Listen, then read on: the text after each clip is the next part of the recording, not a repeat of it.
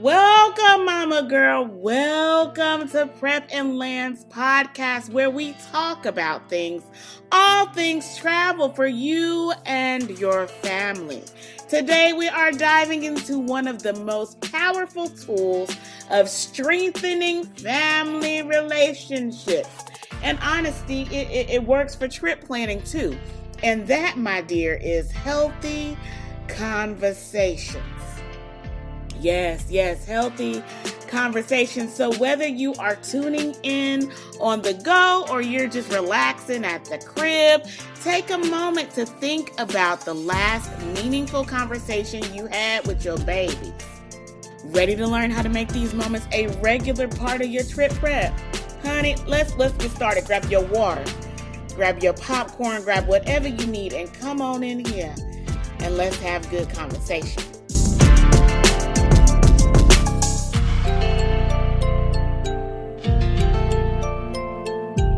Creating an environment of healthy conversation with your babies isn't just, a nice thing to do. It isn't just a little cute thing to do with your babies. No, it is essential for helping them grow into confident, empathetic adults. Why is this so important? Well, first of all, open communication builds trust. When they are in a place where they can feel like they can say how they're feeling, regardless of the feelings, regardless of how it comes out, they can just say it and not feel judged.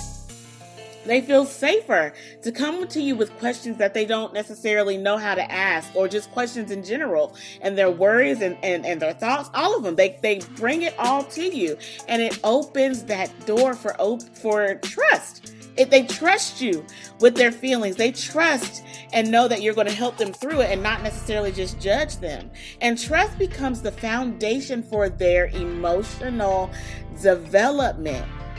Isn't that cool? I know you knew this, but if you didn't, now you know. By normalizing discussions like that, by normalizing just discussions in general, kids learn to express themselves constructively and effectively.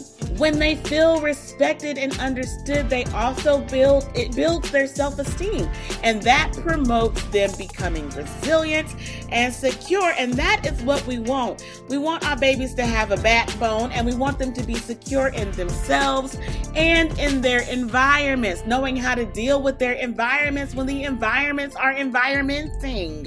Just saying.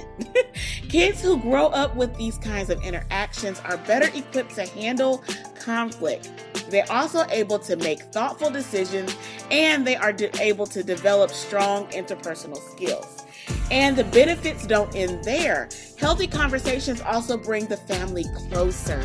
They create an atmosphere where every family member feels connected, valued, and supported, which can be deeply reassuring for these babies out here, okay? Okay. Now, I know you're thinking, how does healthy conversation have anything to do? Why does this have anything to do with planning my family trips? Jamie, do you really know what you're talking about? Momma Girl, I do. Now listen, here's the thing. One of the biggest sources of stress when planning a family vacation is that everyone has a different idea of what's fun, what fun looks like. Maybe you're picturing a relaxing hotel with all the amenities, all the things at the spa, all of it, while your kids are dreaming of something more adventurous. They want pools and slides and all the things. And if you have a partner, maybe your partner's thinking of something budget friendly, so y'all can do a little cheap thing where you sleep at, and then go have a blast splurging on all the activities outside of the hotel. Everybody has a different idea of what a vacation looks like. And by incorporating your travel dreams into an everyday conversation, you are able to work through these differences well in advance, well before you start planning your trip. And that way, you'll have a clearer picture of what everyone's hoping for, which helps set expectations around things like your budget and accommodations. And it helps you balance the days between where you actually go out and do have active days and when you have downtime. And it also helps you deal with any of the special needs that you might need while you are away on your trip. I'm just saying, Momma Girl, conversation. And talking about travel plans can be super exciting for everyone, and it is a great way to bond over shared ideas and compromises, okay? So here's how to turn all that excitement into an opportunity to connect and create an unforgettable trip together. Are you ready? I have 6 things. 6 things, Momma Girl. So the first thing, I want you to start a family meeting where everyone shares what they're most excited about, and let each person have a turn to contribute, whether they are excited about a theme ride or a theme park, or they want to do a new type of food and go explore with their taste buds instead of exploring in other various ways, or they want to sightsee. They want to go hiking. They want to go riding on the back of horses, whatever the thing is. This is a great way to show your kids that their opinions matter, okay? The next thing I have for you is to create a dream list or a bucket list together. Each family member can add 1 or 2 items to the dream list, or like I said, a bucket list of activities. For instance, if you're headed to Universal Studios, for example, let your baby choose a few must-see attractions. This will not only make the trip more fun for them, but it will also build a sense of shared ownership over the experience. Okay. The next thing I want you to do is talk about travel expectations in a positive manner. Preparing your kids for the trip is essential, so why not frame it as a family adventure rule or something in a positive light? Explain the expectations in a fun, positive way. For example, if you are discussing the importance of being patient in lines and staying together, when it is framed as a shared goal, even the small things like these can help everyone stay on the same page. And I don't remember, I'm going to say this real quick and I'm going to move on. I don't remember where I read it from, but I remember reading that the way the brain works, it does not know how to interpret negative words. So the word not and the word no, it doesn't really know how to interpret that. It responds better when you use positive, which is why people stress positive affirmations, all the things.